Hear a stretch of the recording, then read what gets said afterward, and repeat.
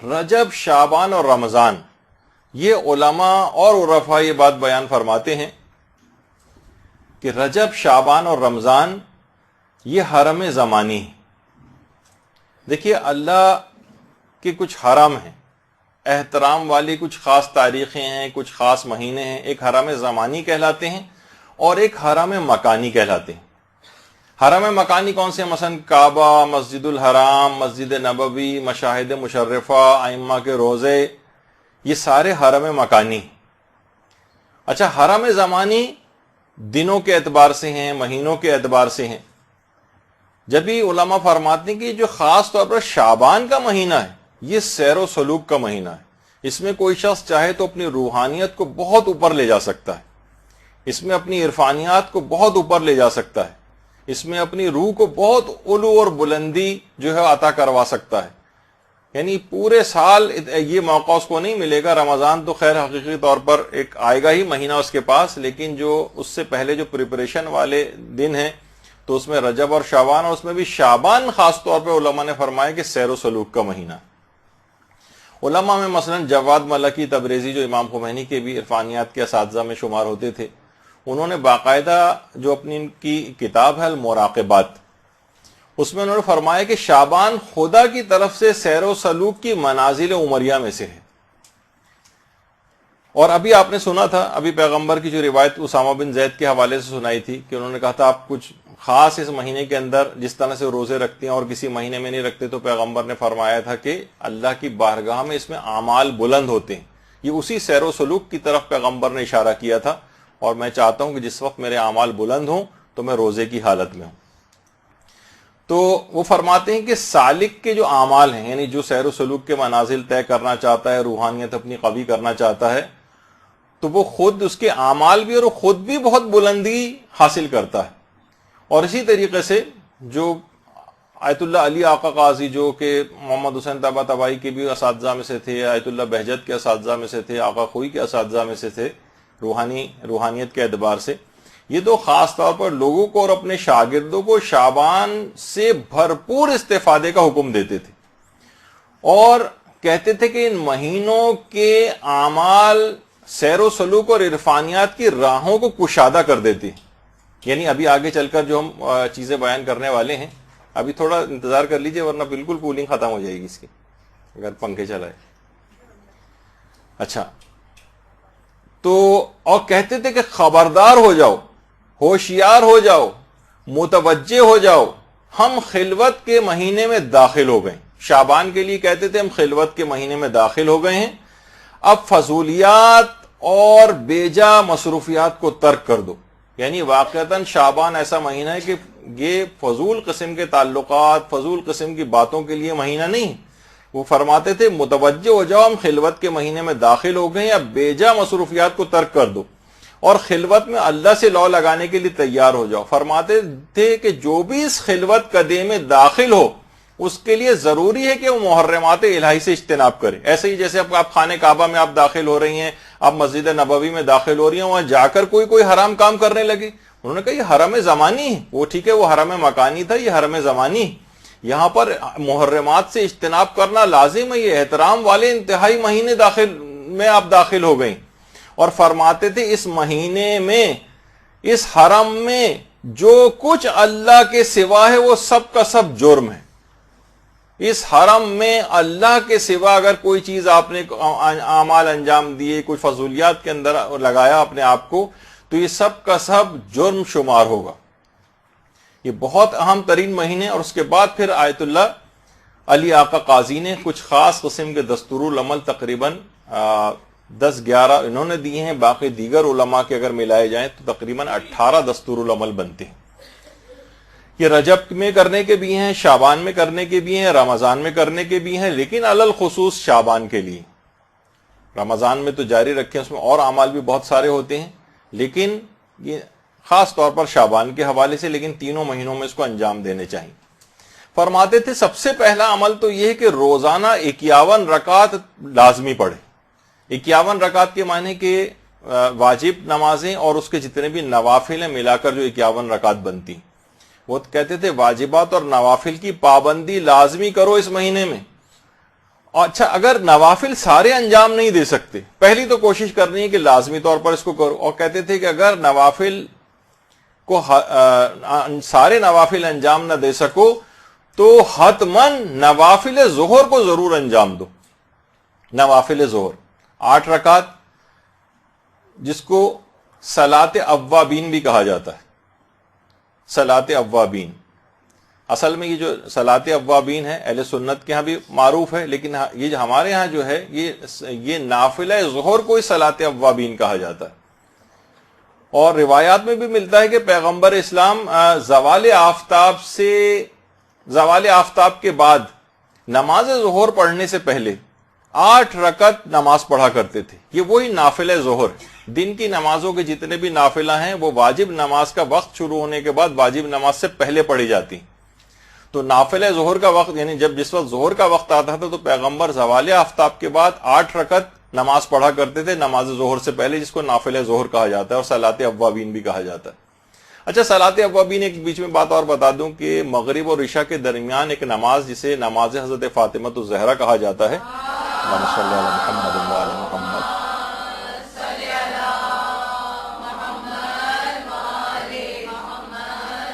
وہ 4 رکعت کی نماز ہے، اس کو بھی صلاۃ اوابین کہتے ہیں، جو مغرب اور عشاء کے درمیان میں پڑھی جاتی ہے اور جس میں الحمد کے بعد 50 مرتبہ سورہ توحید پڑھی جاتی۔ تو اچھا اوابین اس کو اس وجہ سے کہتے ہیں توبہ کرنے والے، یعنی توبہ کرنے والوں کی نماز۔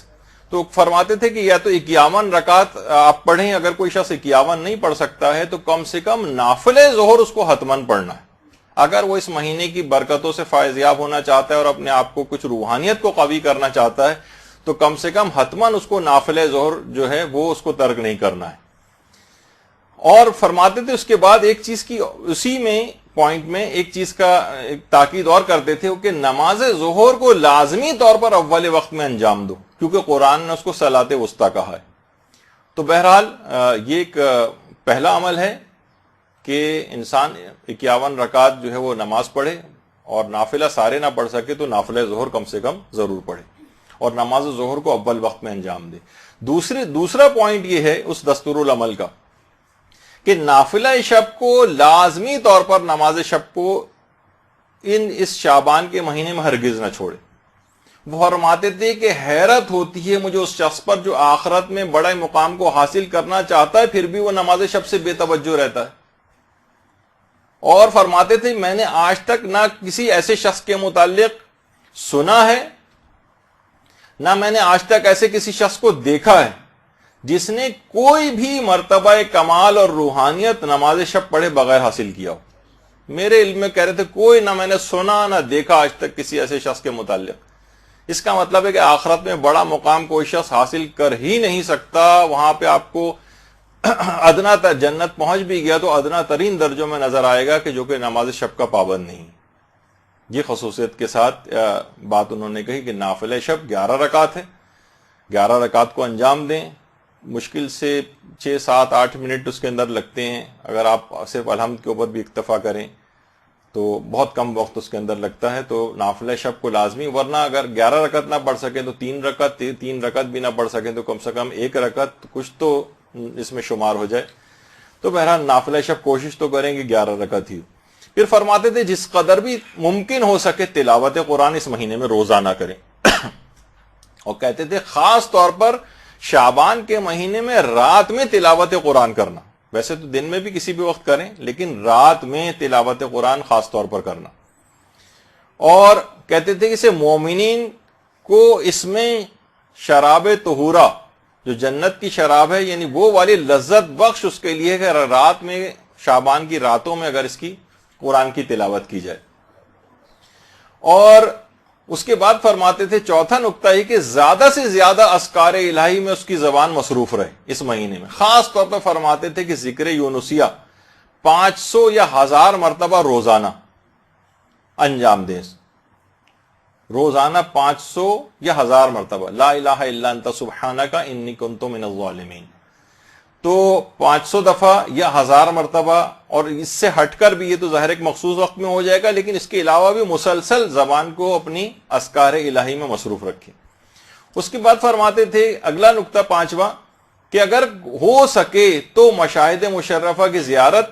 اور یہ نہ ہو سکے تو کم سے کم جتنی بھی مساجد میں حاضری اس مہینے میں ہو سکے وہ کرے۔ فرماتے تھے کہ مومن کا دل مسجد کے اندر اسی طریقے سے لگتا ہے جیسے روایتوں میں ہے کہ جیسے مچھلی جو ہے وہ دریا میں جس طرح ایک سکون محسوس کرتی۔ تو بہرحال مشاہد مشرفہ کی زیارت لوگ اس میں جاتے ہیں، جتنی بھی زیادہ جگہوں کے اوپر جا سکیں، نہیں جا سکتے تو مساجد میں، اور اس میں خواتین کو اگر اس کی سہولیات نہیں ہیں تو ظاہر ہے کہ یہ والا پوائنٹ اس لحاظ سے مائنس ہو جائے گا، ان کے لیے گھر ہی گویا بمنزل مسجد کے ہو جائے گا، اور وہی ان کے لیے ثواب انشاءاللہ پروردگار دے گا۔ پھر فرماتے تھے کہ خاص طور پر، ویسے تو عام زندگی میں بھی بہت تاکید ہے، لیکن تسبیح حضرت فاطمہ الزہرا سلام اللہ علیہ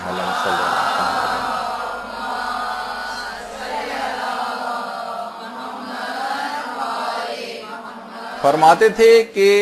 اس کو ہرگز فراموش نہ کریں، کیونکہ اس کو ذکر کبیر کہا گیا ہے، کیونکہ سب اذکار انجام دے رہے ہیں تو یہ کیسے ممکن ہے تسبیح حضرت زہرا جو ذکر کبیر ہے اس کو آپ فراموش کر دیں، تو اس کو ہرگز فراموش نہ کریں، یہ بھی آسان ہے۔ پھر فرماتے تھے کہ وظائف مہم، یعنی بہت اہم وظیفوں میں سے ہے کہ سالک، یعنی جو بھی روحانیت اپنی قوی کرنا چاہتا ہے اور سیر و سلوک کے منازل طے کرنا چاہتا ہے، اس کے اہم ترین وظائف میں سے یہ بات لازم ہے کہ وہ روزانہ دعائے فرج امام زمانہ علیہ السلام جو ہے وہ پڑھے۔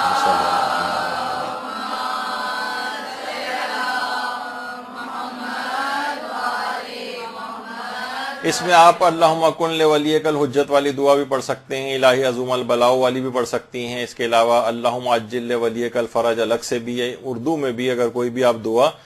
امام زمانہ کی جلد ظہور کے حوالے سے زیادہ اگر کریں تو فرماتے تھے کہ بہت مہم ترین، یعنی مہم بلکہ وظائف میں سے یہ ہے کہ روزانہ دعائے فرج جو ہے وہ پڑھی جائے۔ اور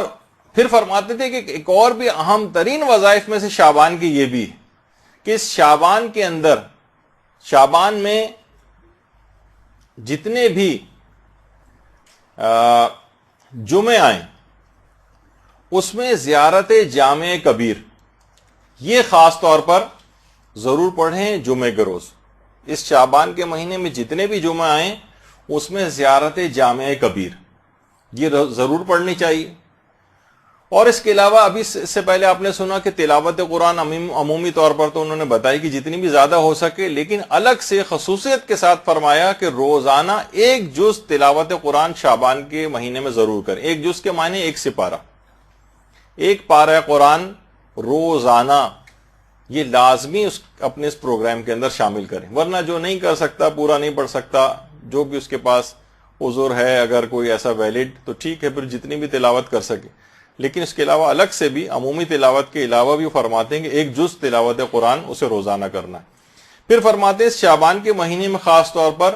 اگر کوشش کرے کہ زیارت قبور پہ یہ مداومت کر سکے، روزانہ ممکن ہو تو روزانہ، ورنہ ہفتے میں کم سے کم ایک مرتبہ قبرستان ضرور جائے اور زیارت قبور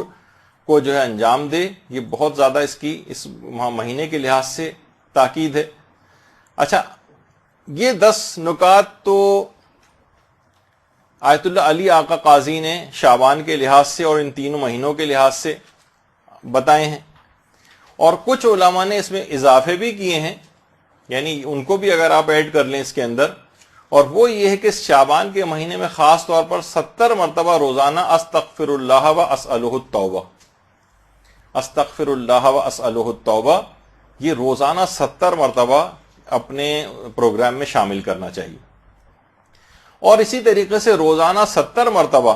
استغفر اللہ الذی لا الہ الا هو الرحمن الرحیم الحی القیوم واتوب الیہ،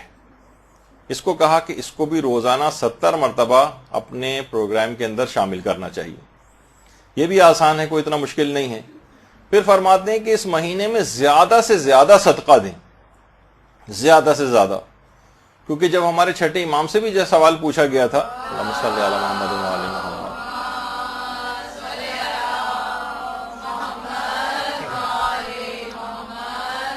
کہ ماہ شعبان کا بہترین عمل کیا ہے، تو امام نے فرمایا تھا صدقہ اور استغفار۔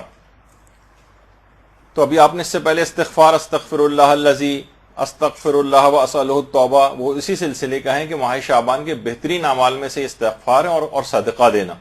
امام فرماتے ہیں جو شعبان میں صدقہ دے گا، خدا اس صدقے کو اس طریقے سے اس میں اضافہ کرے گا جیسے تم اپنے اونٹ کے بچے کو پال پوس کر ایک قوی الجثہ جو ہے ایک اونٹ کی شکل میں تبدیل کرتے ہو۔ تو یہ صدقہ بھی قیامت کے دن اوڑ پہاڑ کی مثال ہو جائے گا، یعنی اتنا عظیم ثواب رکھے گا کہ انسان حیران رہ جائے گا ماہ شعبان میں خصوصیت کے ساتھ صدقہ دینے کا جو یہ عمل ہے۔ اور اس پورے مہینے میں اس کو آپ ڈیوائیڈ کر سکتے ہیں، پورے مہینے میں 1000 مرتبہ لا الہ الا اللہ ولا نعبد الا ایاہ مخلصین لہ الدین ولو کرہ المشرکون۔ تو اس طرح سے ڈیوائیڈ کر لیں کہ پورے مہینے کے اوپر کچھ خاص عدد یہ پھیل جائے اور پورے مہینے میں ملا کر 1000 دفعہ مکمل ہو جائے، اور کوئی اگر ہمت کرے اور روزانہ بھی 1000 دفعہ پڑھ لے تو کیا ہی کہنا، کیا عظیم ثواب اس کو ملے گا۔ تو بہرحال یہ 14واں اس کا ایک عمل ہے جو کہ اس مہینے کے اندر خصوصیت کے ساتھ ہے۔ اور اچھا، اس کے بعد زیادہ سے زیادہ اس مہینے میں درود پڑھنا، اللہم صلی علی محمد وعلی محمد۔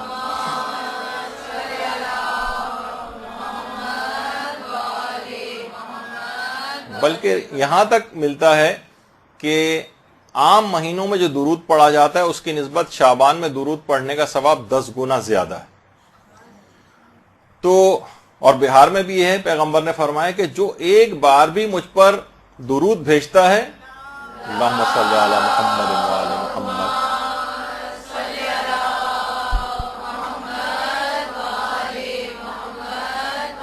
تو فقط ایک بار درود بھیجنے کی وجہ سے پروردگار عالم اس کو عافیت عطا کرے گا اور اس کی تمام پریشانیوں کو دور کر دے گا، فقط ایک بار بھی۔ اللہم صلی علی محمد۔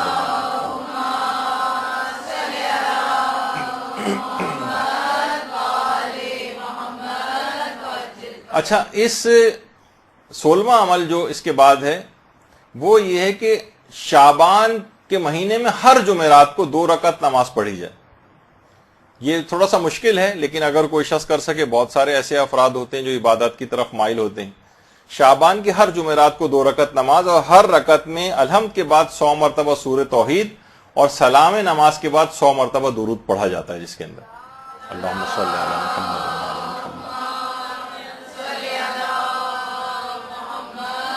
وعلی محمد۔ تو یہ بہت خاص اس کا ایک عمل ہے۔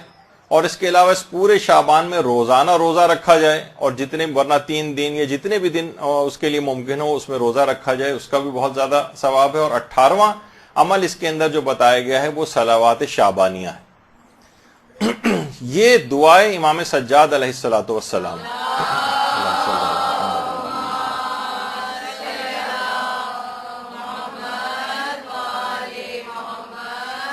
یہ شعبان کے مہینے میں ہر ظہر شرعی کے قریب پڑھی جاتی ہے، اور شب 15 شعبان بھی پڑھی جائے گی، شب نیمہ شعبان میں۔ لیکن زیادہ بہتر یہ ہے کہ علماء فرماتے ہیں اسے ظہر اور عصر کے درمیان میں اس کو پڑھا جائے، صلوات شعبانیہ کو۔ اور شیخ طوسی نے باقاعدہ اپنی جو کتاب ہے مصباح المتہجد، اس کے اندر صلوات شعبانیہ کے متعلق یہ بات لکھی ہے کہ چوتھے امام ہمارے پورے شعبان میں کوئی دن ایسا نہیں ہوتا تھا جس میں صلوات شعبانیہ نہ پڑھتے ہوں، پورے مہینے میں کوئی دن ایسا نہیں تھا۔ اور خاص طور پہ 15 شعبان میں بھی اس کی بہت تاکید ہے کہ صلوات شعبانیہ 15 شعبان کو بھی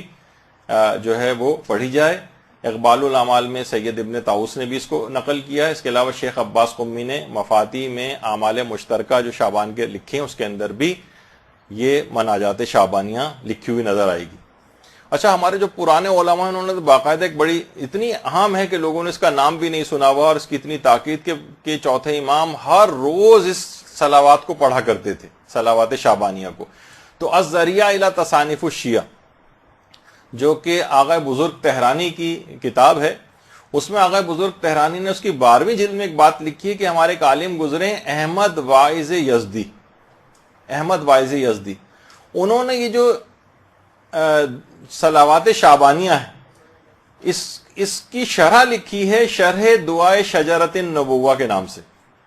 کیونکہ اس میں یہ جملہ آتا ہے شجرۃ النبوہ، اس کا نام ہے۔ تو شرح دعائے شجرۃ النبوہ کے نام سے شرح لکھی ہے، جس میں انہوں نے 8000 اشعار اس کی شرح میں لکھے. منظوم دیکھیے، ایک تو ہوتا ہے کہ نثر کے اندر شرح لکھنا، وہ پھر بھی نسبتاً آسان ہے. یہ جو ایک صفحے کی آپ کو نظر آ رہی تھی مناجات شعبانیہ، اس کی شرح میں 8000 اشعار انہوں نے احمد واعظ یزدی نے اس کی پوری کتاب لکھی اور اس کی شرح میں لکھی. تو انتہائی اہم ہے. اس میں باقاعدہ اگر اس کا آپ ترجمہ بھی پڑھیں، صلوات میں غریبوں اور فقیروں کی مدد کرنے کی توفیق مانگی گئی ہے کہ میں غریبوں اور فقیروں کی مدد کر سکوں، اس بات کی توفیق عطا فرما، اور حقوق اہل بیت ادا کرنے اور ان کی اطاعت کی توفیق مانگی گئی ہے اس کے اندر.